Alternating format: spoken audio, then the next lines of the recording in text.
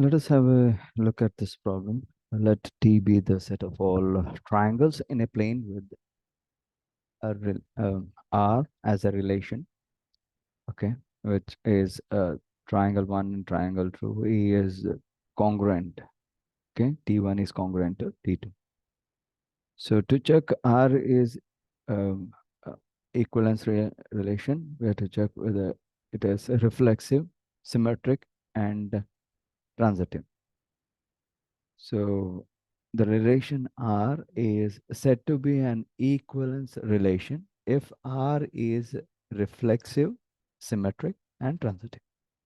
So first, let us write down what is given here. So as we can see here, T is the set of all triangles in the plane.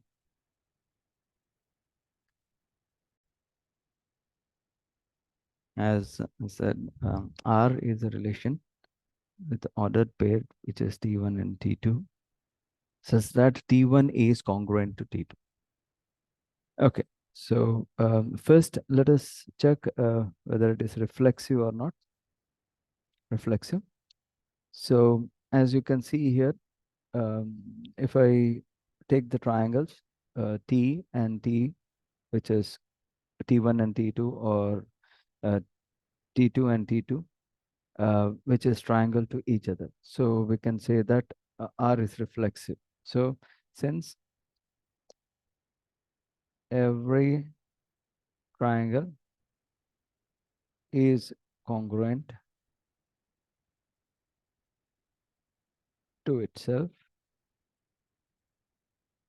therefore R is reflexive. So we have done with R being reflexive. So let us see whether it is symmetric or not. Symmetric.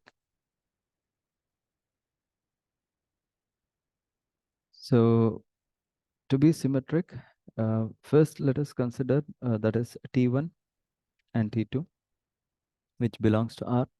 Yes, T1 and T2. This belongs to R, as you can see from the definition as well, relation. So T1 and T2 belongs to R. That means that implies that T1 is congruent to T2. Now this implies that T2 is congruent to T1. This implies that T2, comma T1 belongs to R. So hence we can say that therefore R is symmetric. R is symmetric. Now let us check with respect to transitive. Now for transitive, further we can T1, comma T2, comma T2, comma T3 belongs to R. This implies that T1 is congruent to T2. From this, we can derive that T1 is congruent to T2. And from this, we can say that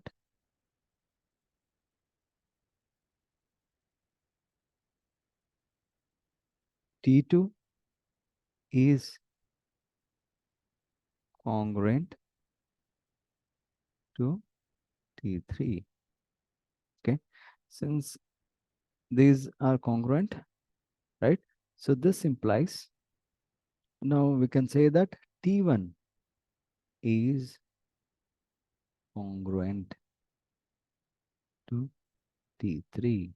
This implies that T1, comma T3 belongs to R. Therefore, R is transitive. Therefore, R is transitive.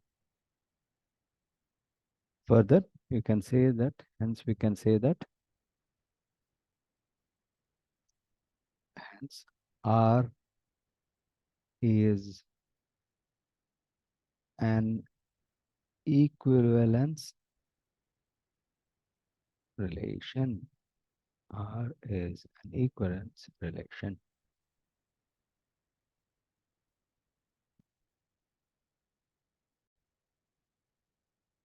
Let us have a look at another problem where L is a set of all lines and R be the relation.